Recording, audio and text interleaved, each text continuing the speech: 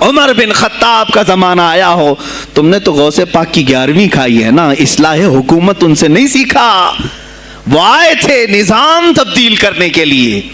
آج میں علماء سے بھی یہی کہوں گا، تم حق بات تو پہنچاؤ قوم تک۔ آج حالات ایسے ہیں میرے عزیزو، ڈر اور خوف ان کے سینوں پر طاری ہوا۔ کس بات سے ڈرتے ہو؟ کیا تم نے اللہ کی ذات پر ایمان نہیں لائے؟ یہ نہیں کہتے ہو موت و حیات اللہ کے ہاتھ ہے، رزق اللہ کے ہاتھ ہے، پھر ڈرتے حکومت وقت سے کیوں؟ مجھے ابھی چند دنوں پہلے ایک میسج یہ بھی آیا تھا کہ حضرت آپ تو پاکستان کے علامہ خادم حسین کی تعزیت پر بیان کر رہے ہو، آپ دیکھ نہیں رہے یہاں کا ماحول کیسا ہے؟ عزیزان گرامی، اس دن مجھے افسوس اس بات پر ہوا، سوال پر، ہائے افسوس، اس قدر تمہارے ضمیر مردہ ہو گئے، اس قدر تم بزدل ہو گئے، لاکھوں لوگوں کے دلوں میں شمع عشق مصطفیٰ جگانے والے پر تمہاری زبان بند ہے، تمہاری زبان بند ہے۔ میں نے صرف ایک جملہ کہا، کوئی فرق نہیں پڑتا، میں اس ملک میں رہ رہا ہوں جہاں کا پرائم منسٹر ایک سور خبیث فرانس کے صدر کے لیے ٹویٹ کر سکتا ہے، تو میں پڑوسی ملک کی کسی عاشق رسول کی تعزیت کیوں نہیں کر سکتا؟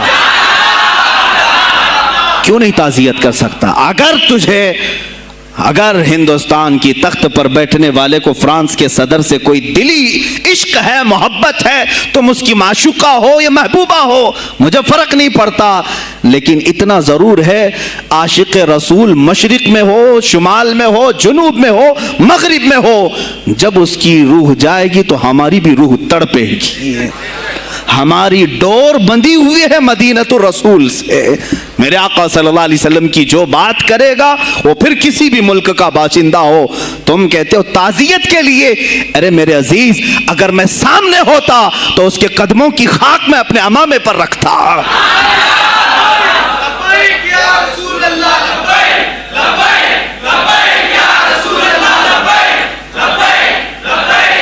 عزیزان گرامی وقار، یہ بہت خاموشی ہم نے اختیار کی، بہت خاموشی، کوئی بات نہیں۔ تم دیکھو گے حالات خراب ہونے کی جو شکایات آج کر رہے ہیں علماء، تم سب کے سب جاؤ گے۔ مجھے ابھی بچوں نے بتایا کوئی کانگریس کے لیڈر کا انتقال ہو گیا تو پیر صاحب تعزیت کے لیے باہر کھڑے ہو گئے، باہر آ گئے، ہم ان کی تعزیت کرتے ہیں۔ ڈوب مرو چلو بھر پانی میں، تمہاری گدی پہ ہی مر جاؤ۔ تمہاری زبانوں پر جب عاشق رسول کے لیے تعزیت کے الفاظ آنے میں ہچکچاہٹ آتی ہے، کون سا عشق رسول، کون سا کلمہ تم نے پڑھا ہے؟ غوث پاک کی اگر تمہارے اندر ذرا برابر بھی نسبت ہے تو میں کہوں گا میرے عزیزو، سلطان الاولیاء غوث پاک عاشق رسول ہی نہیں، فنا فی الرسول تھے۔ میرے نبی کی بات پر اگر کوئی انگلی بھی اٹھاتا، آپ یا تو اپنی کرامت سے اس کا منہ توڑ جواب دے دیتے۔